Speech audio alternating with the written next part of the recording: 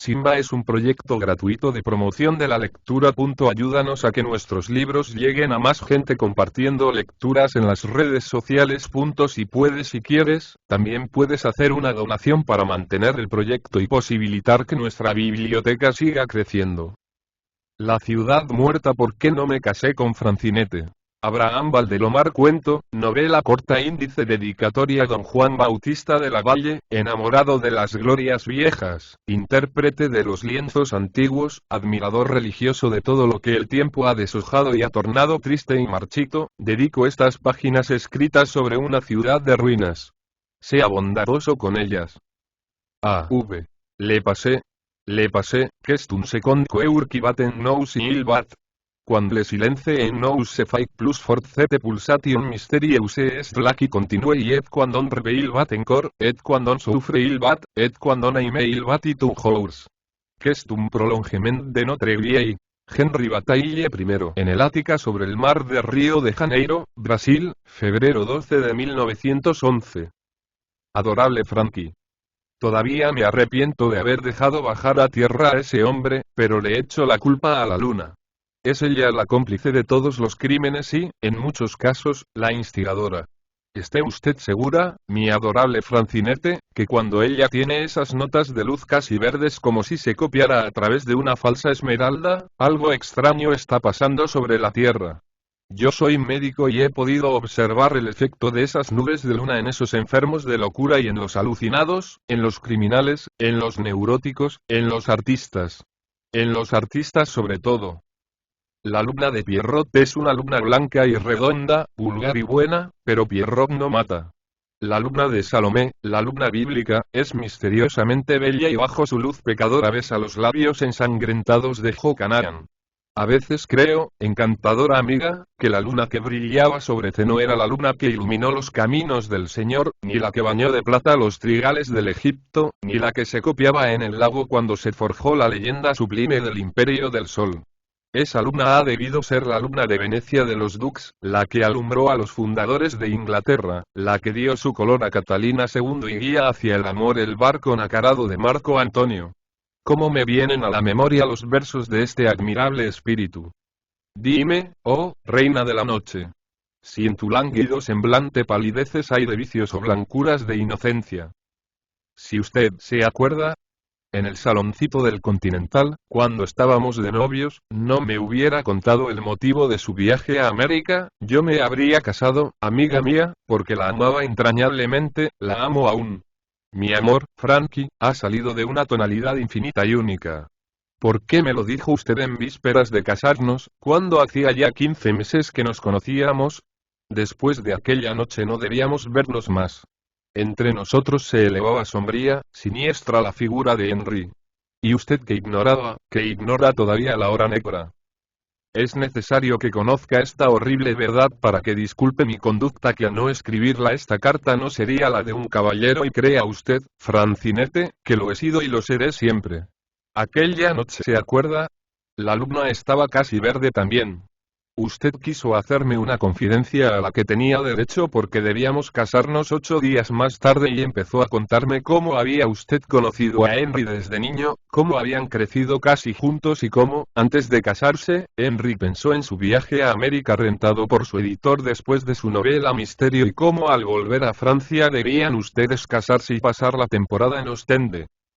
Luego se ensombreció su rostro y dolorida me dijo usted que Henry no volvió nunca a Francia, que su última carta la recibió usted fechada en C, donde yo viví tanto tiempo, sin saberlo usted, y que abandoné para radicarme en M, donde nos conocimos. Es, concluyó usted, el motivo de mi viaje. Pero estoy segura que yo no encontraré jamás a Henry en el mundo, lo he perdido para siempre. Después no me olvidaré nunca, nos despedimos. Eran más de las 11 y yo tomé el barco aquella misma noche para viajar siempre, viajar eternamente, lejos de la paz de las poblaciones que me recuerdan a Henry y de los puertos encantadores que me la evocan a usted, Francinete. Ahora le escribo desde la alta mar que baña Río de Janeiro. Pronto llegaremos al puerto donde dejaré esta carta. ¿Llegará? Y no llegará. Por lo menos yo la habré escrito. Ahora haga ánimo y escuche mi relato. Y Henry de Rauville tenía el gesto de lo insondable. Usted lo sabe. Todos los hombres de gran talento tienen un gesto particularísimo. Hugo tenía un gesto de fiera acorralada. En él eran los ojos de Byron, el del insaciable, el gesto de los golosos de amor no satisfechos nunca. Sara, el gesto de toda su raza en Éxodo, una mirada nómada, casi bíblica. Mendelssohn, el de la pagura. Cervantes, el de la seguridad. D'Annunzio, el del convencimiento. Henry había venido a C, el puerto, por conocer la ciudad vieja que se extiende detrás a 3 kilómetros del mar. Yo era médico en C y tenía que recibir el barco. El Jeroboam llegó a la bahía a las 12 en plena noche, con un mar agitadísimo y con una patente sucia.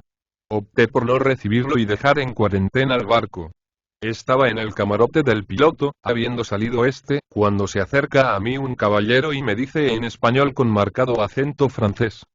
¿Es usted, señor, el médico que debe recibir el barco y? Sí, caballero, pero pienso no recibirlo. Trae sucio el patente y... Necesito bajar a tierra esta misma noche, doctor.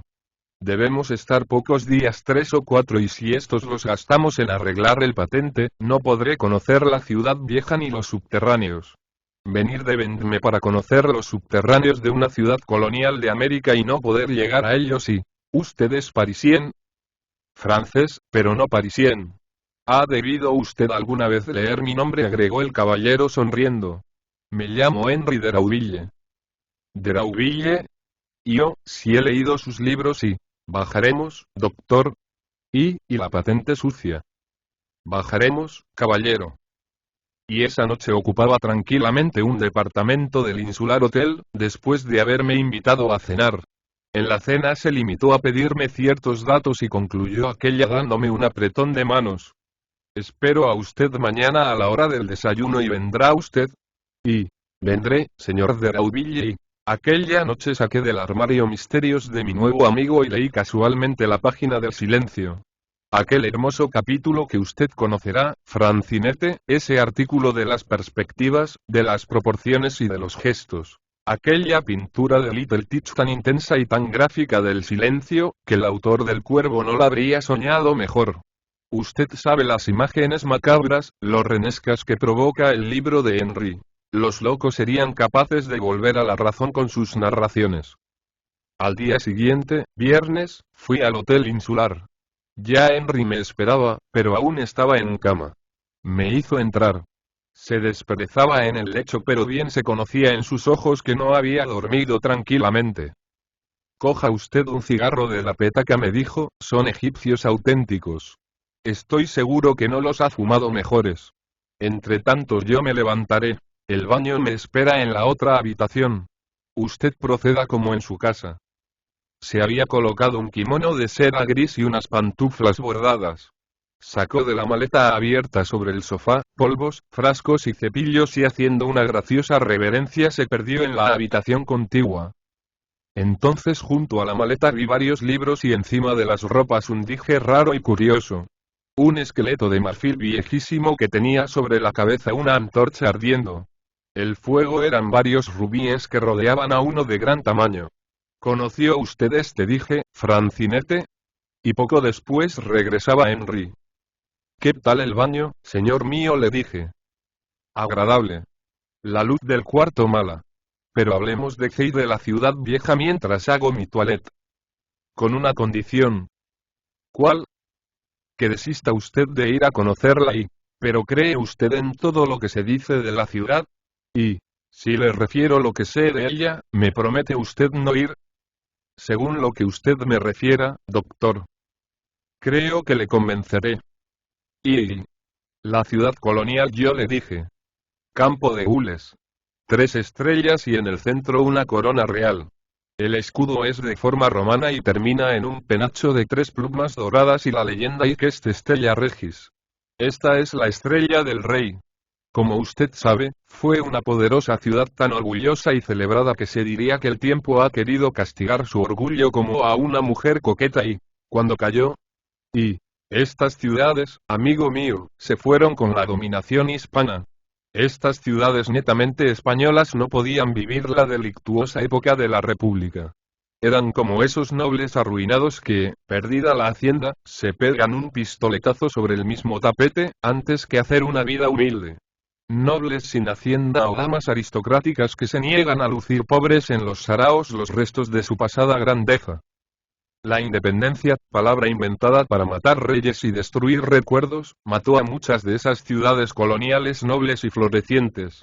Algunas dejaron que los mulatos independizados, los soldados ensoberbecidos, los criollos opulentos, pisotearan sus escudos, hollaran sus blasones y deshojaran sus lises de oro, mas hasta que a nuestros pies duerme el sueño de la muerte perteneció a las rebeldes, a aquellas que como Saúl se arrojaron sobre el filo de su espada antes que ver la humillante sonrisa del vencedor y, luego es una ciudad que murió íntegramente colonial. Y, sí. El hálito de la República, que estallaba como un fermento, no logró invadirla. Tal es hoy, como fue con el último virrey y con el último prelado que visaron las armas reales. Verdad que hoy solo queda de tanta gloria el cadáver de la ciudad y uno que otro apellido ilustre rodando por el mundo y, entre esos muros terrosos y caídos, entre esas palideces de polvo, bajo esos techos derruidos, se dieron un día las fiestas más espléndidas. Por esas escalas que hoy nadie transita, ascendieron cortes de virreyes con capas bermejas, espadas de oro y damas blancas como lirios. Por sus calles silenciosas y despedradas hoy, pasaron los caballeros y las calesas. Estas con su tren dorado, sus caballos forzosos y sus portezuelas selladas, aquellos con sus sombreros de picos, sus enredadas largas piernas y su trenzada cabellera rubia, mientras a través de los biseles transparentes se esfuma el rosa de las mejillas empolvadas sobre el terciopelo, como un desmayo de colores. ¿Conoce usted esta evocación de la ciudad? Y, escuche. La evocación de la ciudad dormida. Por la ciudad en ruinas todo invita al olvido y los viejos portalones y la plaza desierta, el templo abandonado y la ciudad se ha dormido y no hagáis ruido. Y parece como que se despierta. Una sombra se esfuma bajo los portalones y se pierde en el templo donde ha muerto el sonido de los lánguidos kiríes y de las oraciones, y en medio del silencio de sus meditaciones, la ciudad se ha dormido y, las escalas de mármol que ascendieran antaño los nobles con escudos de lises y de estrellas, ocultas desde entonces tienen cada peldaño y ahora, pobres escalas. Nadie sube por ellas. Las sombras de las damas de las venas azules y manos transparentes, cuando agoniza el día, lloran entre la sala donde rieron sus tules la tristeza infinita de la sala vacía. Y quedan los recuerdos que son como trofeos sedosos miriñaques y mitones bordados calados abanicos y griegos camaceos que plegaban las telas en los hombros rosados. Y los trajes sedosos brillantes, como soles, que las damas lucieran en noches virreinales enhebrados en perlas, con luces tornasoles, largos como las colas de los pavos reales. Pasa sin hacer polvo llevando a un caballero bajo el arco que forman los frisos de la puerta la calesa que guía el viejo calesero en la empolvada ruta de la calle desierta. Todo marcha en silencio con la luna de estío hacia el viejo palacio de los inquisidores.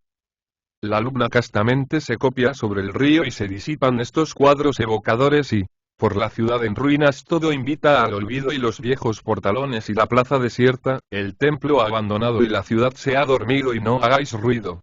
Y parece como que se despierta y, sí, señor de Rauville, por las calles de esa ciudad muerta pasaron los soldados del rey, las músicas de los clarines, los caballos espumosos y violentos, de largas crines y serenas colas. Los pregoneros de dulces de azúcares blancos y de almendras y de frutas de nogal almibarados y tiernos. Las tapadas de ojos incendiarios, las damas de la corte, las criollas riquísimas que hacían de sus trajes obras de arte y de tiempo y los severos administradores de justicia, los reales oidores, los guardadores del tesoro. Y en esas noches de luna que hoy ven la ciudad muerta como el cuerpo abandonado de un amante en desgracia, cuántas citas de amor tras de las rejas, cuántos caballeros caídos de una estocada, cuántos virreyes disfrazados salvando muros, atravesando frondas de granados en flor y de naranjeros y jazmines para llegar a la ventana entreabierta o a la celosía de una noble Julieta. Esos palacios, que no otra cosa eran, y en los que bajo el estucado de los techos o las alegorías de los cielos rasos pendían arañas monumentales con bujías rosadas, en esos salones donde había amorcillos, marquesas y nobles perfiles en relieves dorados, vitrinas que encerraban San Josés y baratijas, vírgenes y amuletos, frutas maduras enhebradas en hilos de oro, nísperos forrados en papeles de plata y negritos vestidos de boda. Aquella noche no sé por qué, Frankie, venían a mí los recuerdos con más claridad y fijeza. Mi imaginación evocaba mejor que nunca la ciudad colonial y le seguía contando a Henry. Hay un arco truncado, le decía, donde termina la población. Era el arco triunfal bajo el que entraban a la ciudad sobre ladrillos de plata maciza y hierbas aromosas los virreyes y su corte, los arzobispos y sus morados familiares. Las damas aristocráticas les arrojaban flores y hacían pender de los barandales de sus balcones tapices finísimos y mantones bordados. Y los trajes. Sedas purísimas, velos transparentes hoy descoloridos por el tiempo, con piedras incrustadas en derroche, como en los modernos cuadros de Mancini, que son verdaderos joyeles. Gorgueras impecables, mitones de hilos inverosímiles, miriñaques, abanicos de marfil y gasa con amorcillos y mariposas, camaceos que juntaban pliegues sobre hombros de rosa, peinetas monumentales del color de las cabelleras y, sobre todo aquello, un par de ojos con visiones de Versalles y un par de labios con sentencias horacianas. Imagínese usted, de Rauville, la ciudad viva. Son las 4. En casa de los marqueses se toma la comida de la tarde. La vajilla de plata, signada con escudos reales, ofrece en sus fruteros manzanas pudorosas, melocotones aterciopelados, nísperos rojos, lúcumas como yemas de huevos y granadas reventando como cofres de rubíes. Las granadas maduras. Joyeles de vinos de las piedras sangre, las piedras labios, las piedras herida. ¿Conoce usted la evocación de las granadas? Ahora están descoloridas, pero en un tiempo fueron rojas. La evocación de las granadas, orgullosas y frescas, se elevan juntas sus coronas, coronas de 5 puntas que va a ofrecer abril, cúpulas en que rojas flores marchitas duermen, y que se elevan como mezquitas por donde el fruto se va a abrir y, las granadas redondas como joyeles son ánforas que ocultan líquidas mieles, como la sangre del rubí, y ofrecen a los ojos formas poliedras talladas y bermejas, líquidas piedras en rota esfera de marfil y, triunfando en el tranquilo follaje espeso, cada fruto es un labio que ofrece un beso bajo la sombra del jardín. Y las que aún no maduran crecen cerradas son los redondos pechos de las amadas que nos reserva el porvenir y, ahora, amigo mío, me imagino ver llegar a los saraos a los nobles en sus calesas doradas y desfilar ante los cuadros de Rubens. Los cuadros de Rubens que tienen el claroscuro de esas épocas lejanas que se ensombrecen con los tiempos inquisitoriales y lucen por las épocas de fasto, de boato y de grandeza, por esas fiestas que no volverá a ver la historia. En el centro se eleva el tribunal caído de la Santa Inquisición. ¿No es verdad que había mucho de justicia en aquellos santos oficios? Quemar a las infieles, a los herejes, a los hechiceros. Había a través de esas crueldades un profundo amor a la historia y al pasado. Los severos inquisidores amaban, más que nosotros, aquellas cosas. Para ellos deshojar el encanto de las creencias, deshacer el pasado con un estudio arqueológico, quitar la gloria a un personaje de otros siglos porque se hubiese descubierto una nueva verdad, eran crímenes horribles. Ni la verdad valía tanto para ellos como el pasado, archivo de recuerdos de esta vieja humanidad. Y en verdad, señor de Rauville, bien vale que queden las cosas como están, como hablaron a nuestros padres y a nuestros abuelos. Amar el pasado es como alargamos más la vida, y qué importa que Homero no sea el cantor heleno, el Aeda ciego y errante. Y llamemos Homero al que haya sido el cantor.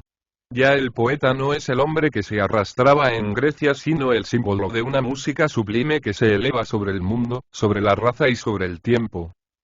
Dejemos al heleno poeta, al sajón filósofo y al inca de las narraciones. Garcilaso, Shakespeare, Homero. ¿Qué importa que se llamasen Valera, Bacon, Calícrates y si usted, señor de Rauville, viera los cuadros? Allí hubo Murillos de formas celestiales, Velázquez de caballos panzudos triunfadores, Riveras Pero esos cuadros quedan como cadáveres que han vivido la misma vida de esas damas jóvenes y lindas que después, al casarse, alfombraban la calle desde sus señoriales mansiones hasta la puerta del templo, de esas damas que después fueron abuelas y que ya viejas se entregaron en cuerpo y alma al pincel de un gran evocador, Ignacio de Merino. Estos versos son casi lienzos robados al gran pintor. La evocación de las abuelas. Yo vi entre la negra sombra de las telas cual suave conjuro de hada Melisanda entre terciopelos, las nobles abuelas reír en sus galas de telas de Holanda. Sus labios el fino divino merino pintó con la sangre bermeja de bueyes en tono tan suave, tan rosa, tan fino y aquellas abuelas de rostro divino que eran el encanto de los visorreyes. Las manos exangües que besan los velos son el fiel trasunto de las regias manos que entre las caricias de los terciopelos pintaron las cintas de los castellanos al pintar las manos de reyes abuelos. El oro amarilla los viejos blasones y en los pechos graves insignias de reyes y orla ricamente los decamerones de los finos lienzos cuyas gradaciones eran el encanto de los visorreyes. Los pies hebillados, los hilos del pelo contarse pudieran besando las golas y el sedoso regio y azul terciopelo que aristocratizan en el lienzo abuelo aquellas liliales damas españolas. Líneas azulinas que en sus manos finas proclaman augusta prosapia de reyes, las sangres bermejas, las bocas divinas, los pies hebillados de aquellas meninas que eran el encanto de los visorreyes. Los vi entre la negra sombra de las telas cual suave conjuro de hada Melisanda. Qué nobles reían aquellas abuelas en sus golas blancas de telas de Holanda. De Rauville me escuchaba con esa religiosidad que después vi en él cuando bajaba el subterráneo y que usted, Francinete, le había conocido. Tomamos el desayuno hablando de cosas diversas. Enseguida invité a Henry a dar un paseo por los malecones y los muelles y a almorzar en mi casa. Henry accedió a mi invitación y ella se cumplió íntegramente. Era el viernes 12 de febrero. Después de almorzar debía yo ir a despachar y recibir un barco mercante y solo podía estar con él a las 5. Así se convino y que Henry se quedaría en casa leyendo o escribiendo en la biblioteca. Todavía después del almuerzo charlamos bastante en el mirador de casa. Desde allí se veía el mar inmenso, la bahía llena de mástiles y la población a la que el calor intensísimo daba un ambiente de ensueño. De Rauville me hizo repetir algunos versos y, a lo lejos se balanceaba rítmico el Jeroboam. Reinaba en el puerto un profundo silencio y las olas lamían la orilla produciendo un ruido de sedas. Entonces bajé en la paz inmensa de la tarde y a poco surcaba el mar en dirección al barco mercante. If. La historia de Rosso comimos en el insular frente a unas mexicanas bellísimas. Después de la comida les ofrecimos un coche y un paseo en la ciudad por el barrio de los extranjeros. Aceptaron. Nos fuimos deslizando entre alámedas que parecían litografiadas y entre mujeres elegantes con esa elegancia de los grabados de Gauguin. En el puerto se come a las 5 de la tarde. Después del paseo, a las 6, dejamos a nuestras amigas y Henry quiso dar un paseo a pie. Vamos hasta la Portada del Norte, me dijo. Vamos. Estoy a su disposición. Y caminamos charlando de la ciudad en ruinas. ¿Insiste usted en visitar las ruinas, señor mío? Le dije. Es mi único objeto. No siempre se puede hacer un viaje a América. No creo, por otra parte, que sea cierto lo que se dice. Los fantasmas americanos respetan a un francés pero se diría que tiene usted miedo, doctor, y tal vez y esto me presenta ante usted como un mal médico y un vulgar hombre. No es tolerable, piensa usted, que un hombre que se ha pasado la vida entre libros científicos tenga miedo de aparecidos. Bien está. Pero hay casos innegables. Son varios los que se han quedado en esos subterráneos. Todos los que han bajado. ¿No han vuelto más? No. El señor Lawrence, jefe de los ferrocarriles del sur, bajó con su esposa en 1890. Un pintor saoyano, Rosso Benedetti, en 1898. La baronesa Misrael, compatriota de usted y un señor Bertiello Bertleviel, no recuerdo bien, en 1899. Desde esa fecha solo se sabe del hijo del gobernador civil, Eleo Sanz. Todos han desaparecido y nadie ha podido dar con rastro alguno. Ya antes de ahora se hablaba de otros casos y se citaba a un fraile franciscano, a un judío y a un viajero francés y, Pero eso es demasiado concreto y usted que los conoce de cerca, ¿ha visto algo? Y conozco el caso de Rosso Benedetti. Es la historia más original y la he visto tan de cerca que le suplico, señor de Rauville, que no baje y cuente usted el caso. Escuche, Rosso Benedetti, pintor de la nueva escuela, pasó casualmente por C. Quiso conocer las ruinas de esta ciudad, y aquí, en el puerto, encontró uno de los murillos extraídos de las ruinas, hace muchísimos años. Rosso se hizo grande amigo mío.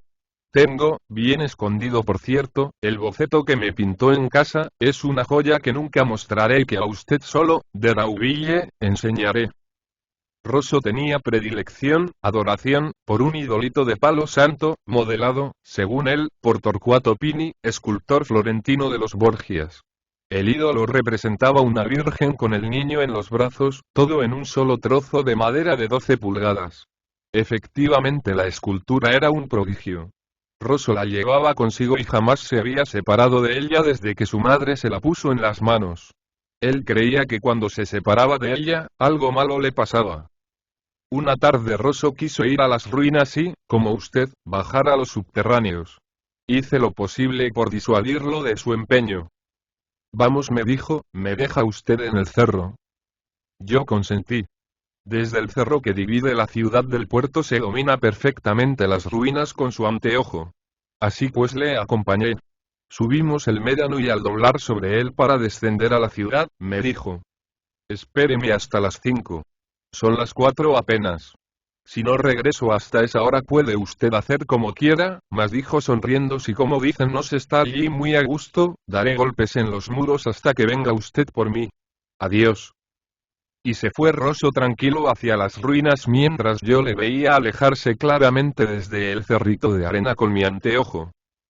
Pronto llega. Examina una construcción, pasa por un templo, se interna, luego sale y se dirige al centro. Ahora se pierde de vista en unas callejuelas pero reaparece por el lado del río, pasa el puente y ya lejos, más pequeño, llego a mirar cómo saca un papel del bolsillo, lo consulta, lo guarda, destapa en la plaza la entrada del subterráneo, me mira desde allí, y me hace un saludo con el pañuelo. Le contesto y luego principia a bajar un escalón y otro, luego otro, otro y desaparece en el suelo. Entonces principio a esperar. Son las 4:20. Espero. Ya me parece que va a asomar la cabeza rubia del buen Rosso, ya pienso que se ha perdido en la obscuridad. Las 5. Rosso no ha vuelto y principio a temer y dudo. ¿Se habrá perdido Rosso? Y espero. Las 5:15 y Rosso no ha salido aún. Entonces, verdaderamente nervioso me decido a bajar e ir acercándome prudentemente a la ciudad en un indescriptible estado de ánimo. Bajo. Principio a entrar en las ruinas. Aquí pasa algo horrible, de Rauville. No puedo dudar que lo sentí aunque pudo ser resultado de mis nervios excitados. En una piedra enorme cerca de una casa caída me siento a descansar, a limpiarme el sudor de la cara pero, ¡oh, qué impresión! Saco mi pañuelo cuando ¿qué cree usted que sentí? Los golpes, señor de Rauville, los golpes. Los golpes de Rosso abajo, profundamente abajo, en el seno de la tierra. Un frío intenso me bañó. Créame usted, tenía miedo.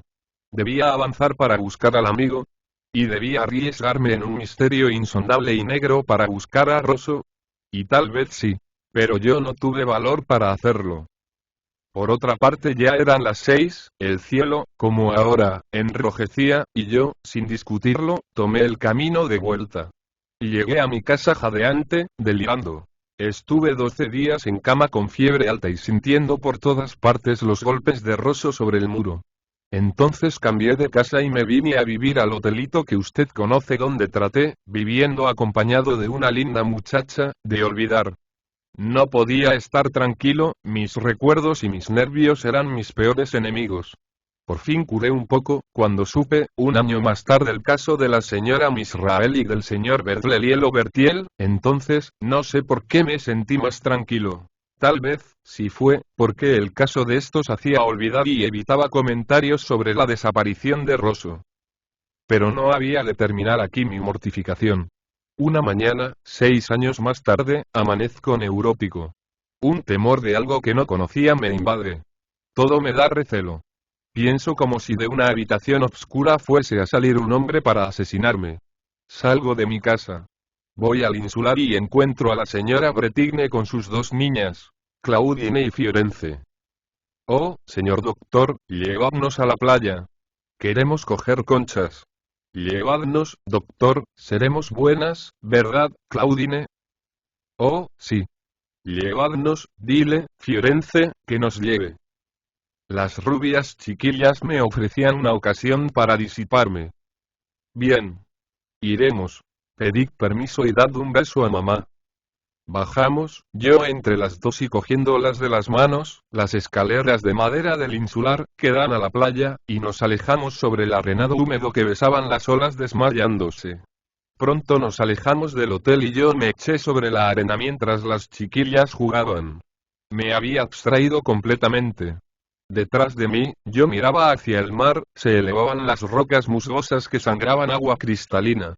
Claudine hacía un castillo de arena húmeda y lo reconstruía cuando la ola se acercaba a sus frágiles muros, mientras Firenze, cerca de las rocas, cogía conchitas, huesos blancos de aves marinas, plumas, y formaba un montón de desechos sobre su mandil. Yo pensaba. Dejaba correr mis ideas sobre el mar inmenso y oraba con la naturaleza con toda la tranquilidad que solo dan las playas solas y abandonadas. Apenas se veían lejanos mástiles de los barcos mercantes en la bahía. De pronto un grito estridente, extraño, horrible, suena a unos 30 metros, y la niña Firenze, que lo había proferido, se lanza hacia mí, despavorida y blanca. Señor doctor. Allí hay un horrible animal. Le he visto, señor doctor, un animal, ven, Claudine. Y la niña casi loca me apretaba las piernas dejando caer sus objetos. Yo, de pie, estaba absorto. La cosa era tan imprevista que no dije nada. La niña lloraba desesperadamente. Yo pensé en un ataque nervioso, por un exceso de dulces. Un mal frecuente de los niños, la examiné, y al tomar el pulso de la niña, ¿qué cree usted, Henry, que tenía en la mano? Es horrible. Tenía la virgencita en madera de roso. ¿Y dónde has cogido esto? Y di, Firenze, ¿dónde lo has cogido? Y allí, entre las piedras. Allí hay un animal, señor. Yo quiero ir con mamá y Claudine y iremos. ¿Dónde está el animal? Le dije pálido, llévame donde está. No, no. No vayamos, señor. Y ante la idea de volver a aquel sitio, la niña sufrió un ataque de pavor horrible. No quedaba más remedio que volver y volvimos. La niña se enfermó y mucho costó curarla. Ahora, señor de Rauville, ¿quiere usted ir a las ruinas? Y la tarde había terminado y apenas quedaba sobre el mar un poco de la sangre del sol. Yo estaba tan nervioso que se me notaba en la cara, pues Henry, regresando de la portada del norte, donde hacía rato descansábamos, me dijo, levantándose pensativo y tomándome del brazo. ¿Hay luna esta noche? Sí. ¿A qué hora alumbra? A las 12 más o menos. Entonces regresemos. Lo he pensado mejor. Oh. Cuánto le agradezco que no baje.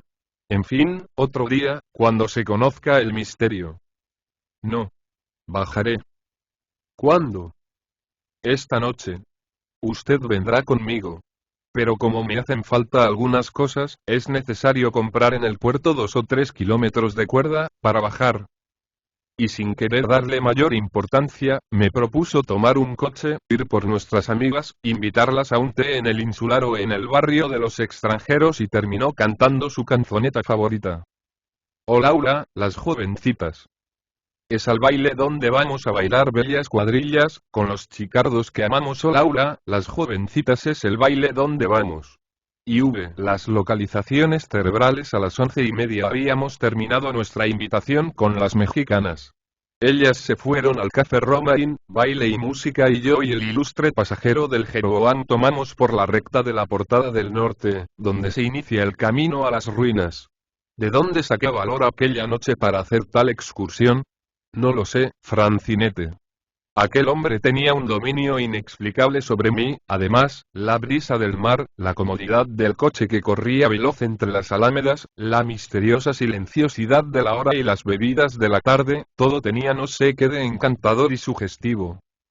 Henry, sin que yo me hubiera dado cuenta, llevaba en el coche unos grandes ovillos de hilo de coquimbo, que es delgado y fuerte, y los había arreglado de tal manera que no gastásemos tiempo al llegar al subterráneo. Yo estaba pensativo. Henry lo conoció y trató de distraerme. Pero usted, doctor, ¿cree que puede haber peligro secreto alguno en bajar a esos subterráneos? Y luego sonriendo, en verdad, científicamente, me parece un disparate y, científicamente es posible, le dije. He estudiado mucho el asunto. Esto se aplica por medio de las localizaciones cerebrales. Al bajar al subterráneo se efectúa un verdadero proceso mental. Usted sabe que las localizaciones cerebrales tienen relaciones e influencias entre sí. Por ejemplo, la orientación y la visión son dos sentidos que en el cerebro se relacionan íntimamente. Usted experiméntelo. Al cerrar los ojos se despierta el sentido de la orientación.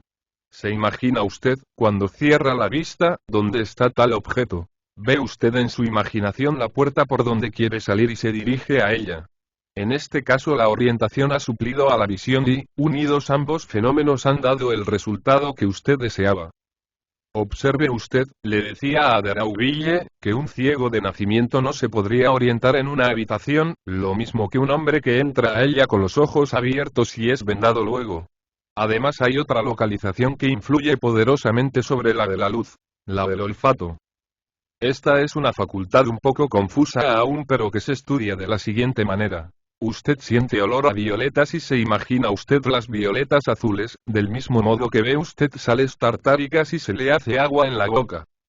Esto no me prueba, doctor, me dijo Derauville, ¿por qué no puedo bajar y voy a concluir? He aquí la razón científica por la cual, usted al bajar al subterráneo no volverá más. Es una opinión de médico, pero una opinión privadísima y... El coche se detuvo junto a la portada que da al cerrito. Derauville bajó primero, cogió sus masas de cuerda y enseguida bajé yo. La luna se había nublado un poco. El coche volvió hacia la población y nosotros principiamos a ascender. Continúe usted, doctor, me dijo Henry. Bien, y decía que al bajar usted al subterráneo, deja de percibir la influencia de la luz y como es natural, no habiendo luz que impresione sus ojos, el órgano no funciona y la localización cesa de trabajar, quedando a merced de cualquier acción refleja de las otras, pero al desaparecer la luz, el órgano de la orientación se despierta y entra en un período de gran actividad, porque usted cuando se encuentra a obscuras lo primero que hace en el subterráneo es tratar de orientarse. Tiene usted ya pues, un órgano, el de la vista, inerte y un órgano, el de la orientación, activo. Es decir, una localización, la de la vista, presionada por otra, la de orientarse. Ya este es todo un sistema casi gráfico. El olfato, al entrar usted al subterráneo, trabaja poderosamente a consecuencia de los olores especialísimos de ese lugar. Estas vibraciones de la pituitaría se reflejan en su lóbulo correspondiente y presionan al lóbulo inerte de la vista. Hay pues ya dos fuerzas activas actuando sobre una materia en reposo, que por esta influencia pierde su virtud, tal y como pierde su poder atractivo el imán calentado. Entonces a la necesidad natural de la luz sucede, por oposición, la necesidad de la obscuridad. Porque si estando el sistema lobular en condiciones naturales, la luz necesita actuar para sostener el sistema. Estando el sistema en un equilibrio invertido, a consecuencia de fuerzas extrañas, necesita actuar la obscuridad para sostener este equilibrio. Es por esto que el hombre, que no es sino un ejecutante de lo que pasa en su cerebro, una vez que baja al subterráneo, lejos de salir a la luz, tiende a perderse en la obscuridad voluntaria, consciente, imperiosamente ¿y si de pronto volviera la luz? Y provocaría un desequilibrio que traería la locura. Esto que pasa, más o menos, con las personas que reciben en condiciones delicadas una fuerte impresión, una noticia agradable o dolorosa, pero intensa. Su sistema psicolobular se desequilibra y la locura viene inmediatamente y, si eso fuera cierto, arguyó Henry, todas las personas que bajan a un sótano se perderían y, no, porque este subterráneo tiene algo sobre los demás. Sus olores peculiarísimos, que yo atribuyo a la cercanía del mar y a la gran extensión de las galerías y, bajaré sin embargo y, Piense usted, Henry, que nadie que haya bajado ha vuelto a subir jamás. Piense usted en Rosso, recuerde usted el pavor de Firenze, sea usted cuerdo, no baje ahí. Henry no contestó. Vi. Los subterráneos habíamos llegado a lo alto del cerro. La luna, Francinete, tenía ese color verde horrible y sugestionador. Color de alucinación, de fiebre, de sueño, de éter. Yo pienso que solo allí tenía ese tono la luna. Y qué bellísimo era. Decididamente tenemos una fibra especial, un sentido determinado para la luz de los astros, y un sentimiento para cada tonalidad de ellos. Bien sabe usted que el rojo provoca la ira, el azul provoca el reposo, el amarillo, el temor, el negro, el misterio. Pero estas sensaciones son vulgarísimas y ya usted sabe que se perciben por la vista. Mas estas luces de la luna no entran por la vista, van más allá, se meten en los nervios, en las fibras, en la sangre, en los huesos. Creo que no obran como color sino como atracción y el color que tenía la luna aquella noche era un color verde metálico que inducía, no me cabe la menor duda, a lo insondable, a lo misterioso, a lo horrible. Entonces yo sentí la necesidad, hasta el deseo de que Henry bajase y sin decir más le acompañé en silencio. La ciudad se extendía blanca a nuestros pies en un silencio religioso. Henry recuerda la frase de Albert Samain. Y dans la lenteur de un soir des derniers jours. Avanzamos en silencio, entramos en la ciudad y estábamos pálidos y trágicos. Tal vez no teníamos miedo sino el presentimiento de algo horrible. Estábamos atentos al menor ruido y no nos atrevíamos a voltear la cara. La luna nos bañaba de blanco y así fuimos atravesando las calles empedradas, los portales derruidos y llegamos por fin a la piedra donde yo oí los golpes de Rosso. Tal vez teníamos miedo. Nos detuvimos y nos pusimos a escuchar. De pronto se le abren a Henry los ojos, esos ojos de gato, claros y pavorosos, y me toma del brazo oprimiéndome fuertemente. Se inclina y me dice al oído débil, muy débilmente. ¿Siente usted? Y esos golpes sí siento, Henry. Los golpes de Rosso. Pero son ligerísimos.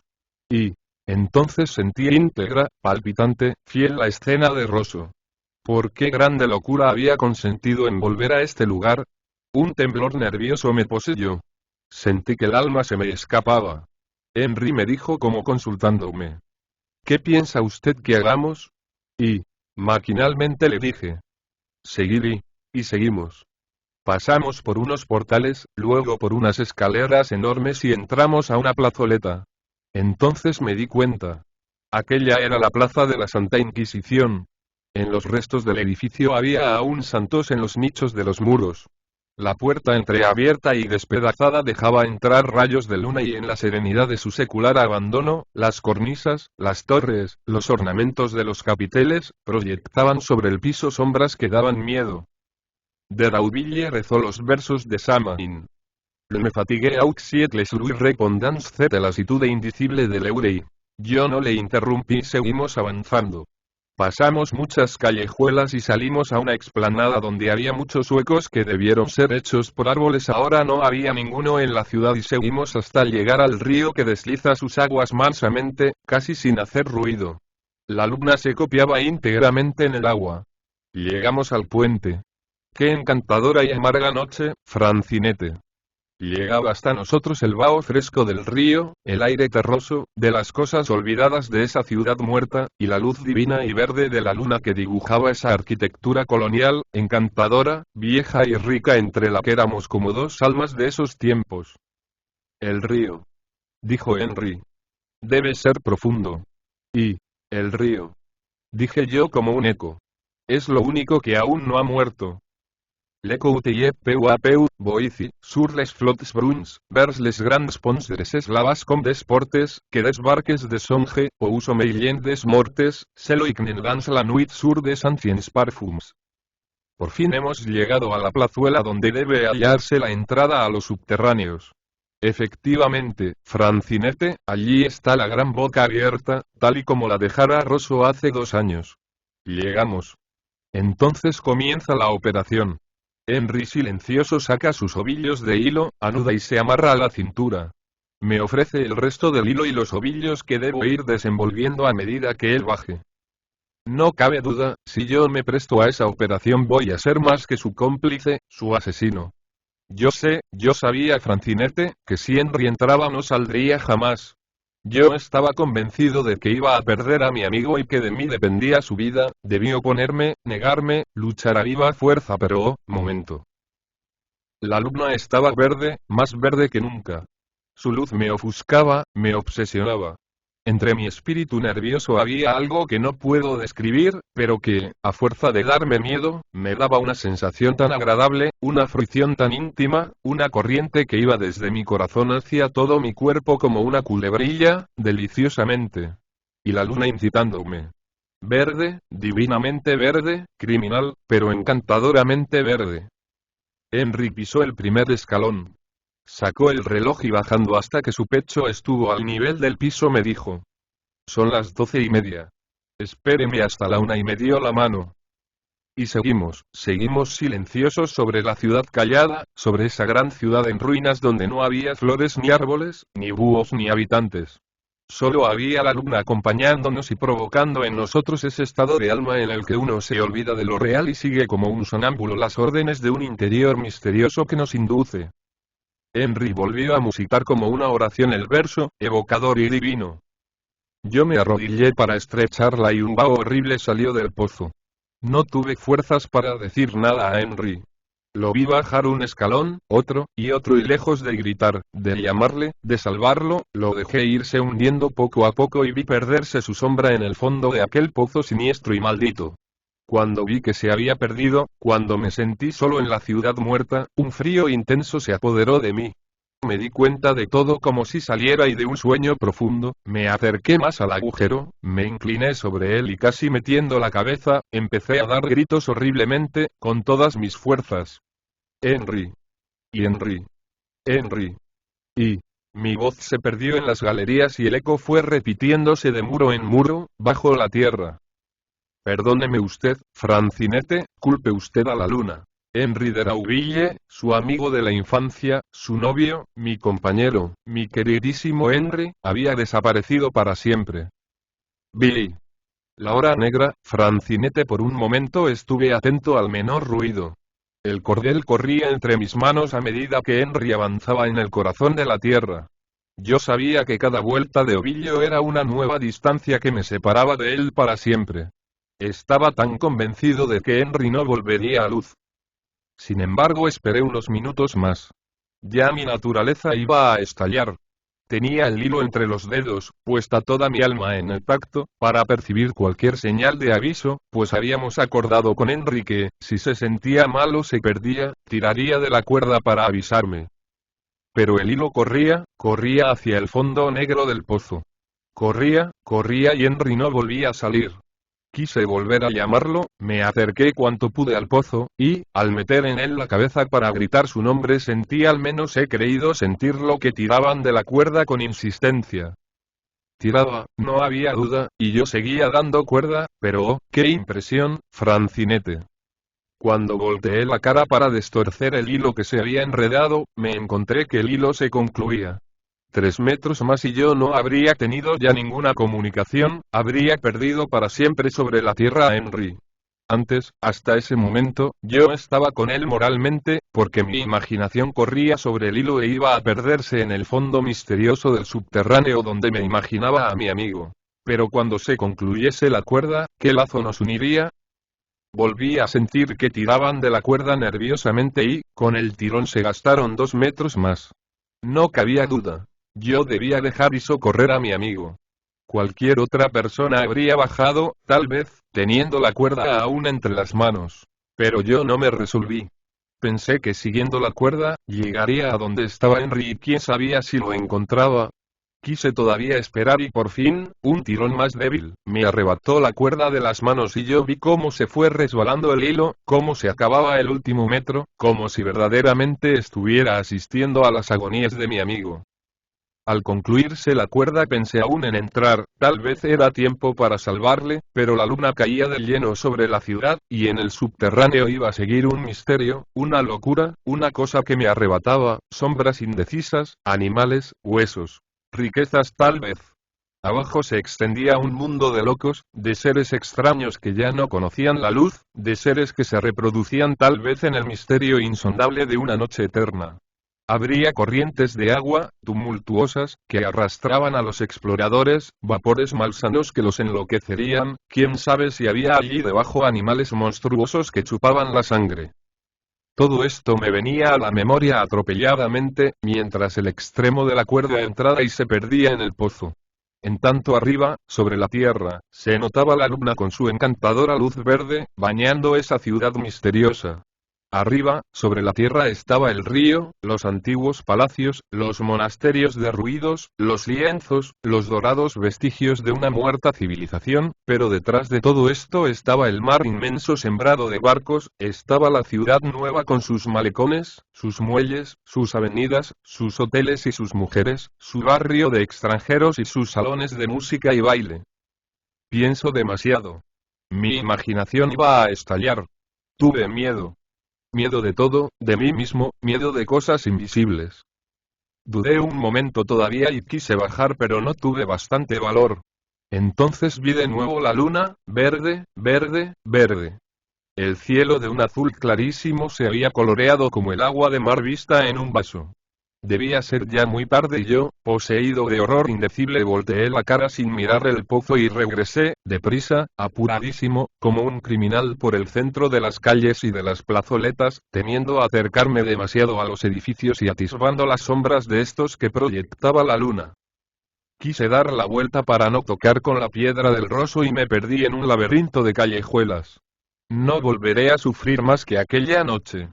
Cuando creía haber encontrado el camino me hallaba en un patio inmenso, especie de caballeriza. Quise salir de él y me interné en el resto del edificio arruinado. Como un poseído subí a una escalera de piedra y no le podría decir, Francinete, cómo bajé. Estaba casi loco y así corrí por las calles, me perdí por las plazoletas, torcí por las esquinas, y, ya cansado, sin esfuerzo, febril, sudoroso, en un estado de incapacidad física y mental, me dejé caer, sin ver nada, en el suelo. Cuando me serené un poco examiné el lugar, estaba en la plaza del subterráneo. Otra vez, como si Henry me hubiera atraído. Sin darme cuenta había pasado el puente y había tomado a la plazoleta. Ya la luna declinaba. Media hora más y yo me habría quedado a obscuras en aquel infernal laberinto. Rápidamente tomé una decisión. Salir por el camino que conocía. Así lo hice.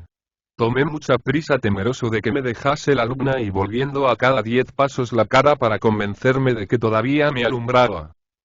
Así llegué hasta la piedra del Rosso y aquí, otra vez, Frankie, los golpes fatales sonaban, lejos, pero muy lejos. Entonces no pude más. Tuve miedo y eché a correr, con todas mis fuerzas, subí al cerro casi arrastrándome, y antes de emprender la bajada me aterroricé. La luna ya no alumbraba y la ciudad estaba envuelta en una sombra total. Nada se veía. Entonces no tuve miedo, porque, al otro lado del mar, bajando el cerro, la ciudad nueva alumbraba y el puerto, lleno de luces, me acompañaban. Allí estuve gozando no sé por qué, alegrándome no sé de qué, pero yo, Francinete, me alegraba en ese momento. Empecé a bajar. El aire del mar me daba de lleno en la cara y, sereno sereno en medio de esas horas funámbulas, me acordé de Henry, pensé en la responsabilidad que tenía yo sobre mí, como médico, como amigo íntimo de él. Aquella tarde nos habían visto juntos y usted comprenderá que mi condición era delicadísima respecto a los demás, y fuera de eso, yo mismo, íntimamente, me acusaba. Si yo le hubiera impedido, Henry no habría bajado a las ruinas.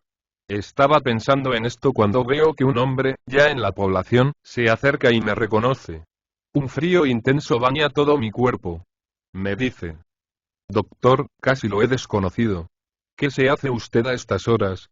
Y le hemos buscado desde las 5 para que despache usted un barco y he tenido que hacerlo yo. Mejor así, si le he evitado una molestia porque sale el Jeroboam y... ¿Cómo? Le interrumpí. Han despedido el Jeroboam. Y... a las 7 de la tarde y hubo un pequeño inconveniente. Faltaba un pasajero francés, M. de Derauville, pero, naturalmente se cree que ha querido quedarse en el puerto y llegué a casa y me arrojé desesperado sobre la cama. Allí estaba, sobre el velador, desde la víspera, el libro de Henry abierto en la página del silencio. Maquinalmente, fastidiado, cerré el libro que lució su carátula en la cual aparecía el título mundial de la novela Misterio. Por la ventana entreabierta que daba hacia el mar vi la bahía lejana y pude notar 3 luces que en triángulo se perdían sobre la curva inmensa del mar. El Jeroboam, pensé. Volteé la cara y no me acuerdo más de aquella noche. Billy. La luna. Al día siguiente, Francinete, encantadora amiga, tomé el barco que me condujo a donde nos conocimos y donde nos habríamos casado, a no haber yo sabido 8 días antes, que usted era prometida de Henry y que yo tuve la culpa de esa gran desgracia.